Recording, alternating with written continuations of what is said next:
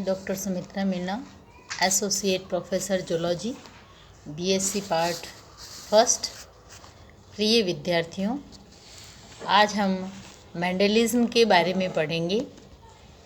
Mendel के बारे में आपने पहले पिछली क्लासेस में भी पढ़ा है कि मेंडल एक पादरी थे और किस तरह से उन्होंने इस पद पर रहते हुए आनुवंशिकी के नियमों का प्रतिपादन किया। जब उन्होंने इन नियमों का प्रतिपादन किया तब उन्हें ये पता नहीं था कि वो कितना बड़ा कार्य कर रहे हैं। उनकी मृत्यु के बाद उनके कार्यों का पुनः खोज की गई और उसके बाद ही मेंडलिज्म के बारे में पता चला। मेंडल को ही आनुवंशिकी का जनक कहते हैं। मेंडल से पहले भी अनेक साइंटिस्ट ने कई सारे प्रयोग किए, लेकिन जेनेटिक्स पे किए गए पूर्व के प्रयोग असफल रहे। मेंडल के प्रयोग सफल क्यों रहे, उसके पीछे अनेक कारण हैं। मेंडल से पहले जो प्रयोग किए गए, उन्होंने अपने प्रयोगों को योजनाबद्ध तरीके से पूरा नहीं किया था। योजनाबद्ध तरीके से पूरा करने के कारण ही मेंडल का जो प्रयोग है वो सक्सेस हुआ। मेंडल की सफलता का दूसरा प्रमुख कारण एक ही समय में एक ही लक्षण को चयन करना था, जिसकी वंशागति का अध्ययन करना है। इससे पहले के वैज्ञानिकों ने एक से अधिक लक्षणों का एट ए टाइम सिलेक्शन किया था। दूसरा, मेंडल ने विस्तृत व सही अभिलेख तैयार किया। जो भी प्रयोग किया उनका विस्तृत रूप से समुचित और सही तरीके से अभिलेख किया और मेंडल ने एक पीढ़ी या दो पीढ़ी तक ही अध्ययन नहीं किया, बल्कि F3 जनरेशन तक उन्होंने स्टडी किया। मेंडल के प्रयोगों में ऐसे पौधों को सेलेक्ट किया गया जो आनुवंशिकी रूप से शुद्ध थे, यानी होमोजाइगस थे। शुद्धता का मतलब है होमोजाइगस से, जिनका जीनोटाइप समान हो, होमोजाइगस हो। तो मेंडल ने आनुवंशिकी के प्रयोग के लिए जो पौधे तैयार किए या जो पौधे चुने गए वो आनुवंशिकी रूप से शुद्ध थे और उनमें शुद्धता की जांच स्वपरागण करा के किया गया। मेंडल के संकरण प्रयोगों के लिए जनकों के रूप में ऐसे पौधों का चयन किया गया जो स्पष्ट रूप से दिखाई देने वाले जो कॉन्ट्रास्ट कैरेक्टर्स थे, उन कॉन्ट्रास्ट कैरेक्टर्स के लिए भी शुद्ध थे। जैसे पौधों में फूलों का लाल रंग या सफ़ेद रंग।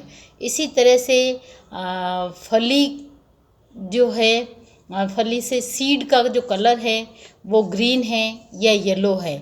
तो ये जो कैरेक्टर्स थे, ये कैरेक्टर्स स्पष्ट दिखाई देने वाले थे, कॉन्ट्रास्ट कैरेक्टर्स। और ये कॉन्ट्रास्ट कैरेक्टर्स वाले जो पौधे तैयार किए गए, जो पौधे चूज किए गए थे, वो उन लक्षणों के प्रति शुद्ध थे। शुद्ध लक्षणों वाले पौधों को अलग अलग क्यारियों में उगाया और उनमें क्रॉस फर्टिलाइजेशन की संभावना से दूर रखा, अर्थात उनको पॉली बैग से कवर कर दिया या अन्य बैग से कवर करके उनमें क्रॉस फर्टिलाइजेशन को रोक दिया, जिससे क्रॉस फर्टिलाइजेशन नहीं हो। मेंडल ने जो एक्सपेरिमेंट किए वो एक्सपेरिमेंट गार्डन पी पे किए और मेंडल ने अपने प्रयोग के लिए मटर के पौधे को ही चुना। मटर के पौधे को चुनना भी मेंडल की सफलता का एक मुख्य कारण था, क्योंकि मटर का पौधा एक वर्षीय पौधा है और एक वर्ष में ही मटर की एक से अधिक फसलें उगाई जा सकती हैं। इसलिए मेंडल ने मटर के पौधे का जो सिलेक्शन किया वो बहुत उचित कारण था। दूसरा, मेंडल ने मटर का जो पौधा चूज किया उस मटर के पौधे के जो पुष्प थे वो द्विलिंगी थे, अर्थात नर और मादा जननांग जो है एक ही पुष्प में पाए जाते थे, जिससे पर परागण जो है वो आसानी से किया जा सकता है। पर परागण आसानी से किया जा सकता है, और यदि पर परागण नहीं कराना हो तो करैक्टर्स की शुद्धता के लिए उनमें स्व परागण जो है इजीली हो जाता है, ऑटोमेटिक ही हो जाता है। मटर की विभिन्न जो किस्में थी उन विभिन्न किस्मों में कॉन्ट्रास्ट करैक्टर्स जो है उनके लक्षण देखने को मिलते हैं। कॉन्ट्रास्ट करैक्टर्स जो है मटर के पौधे में देखने को मिलते हैं, और ये लक्षण जो है वो स्टडी के लिए ठीक रहे। मटर के पौधे को आसानी से ग्रो किया जा सकता है, साथ ही इनकी स्ट्रक्चर इस तरह से हैं कि इनमें सेल्फ फर्टिलाइजेशन इजीली हो सकता है, और आवश्यकता अनुसार इनमें क्रॉस फर्टिलाइजेशन भी करवाया जा सके। मटर के पौधे का जो चयन है वो मेंडल के एक्सपेरिमेंट के लिए सक्सेसफुल रहा है। मटर के पौधों में मेंडल ने कई कॉन्ट्रास्ट करैक्टर्स जो है वो सेलेक्ट किए थे, जैसे उनमें से 7 कॉन्ट्रास्ट करैक्टर्स जो है वो मेंडल ने मुख्य रूप से चुने थे। जैसे तने की लंबाई, अर्थात तने की लंबाई में मटर के 2 प्रकार के पौधे थे, जिनमें एक प्रकार के पौधे लंबाई के प्रति शुद्ध थे तो दूसरे प्रकार के पौधे बोनेपन के लिए शुद्ध थे। तो लंबे तने वाले और बोने तने वाले मटर के पौधों को, मटर के पौधे के जो करैक्टर थे उसको मेंडल ने चूज किया, जिसमें बोनापन जो है अप्रभावी था, जबकि लंबापन जो है प्रभावी करैक्टर था।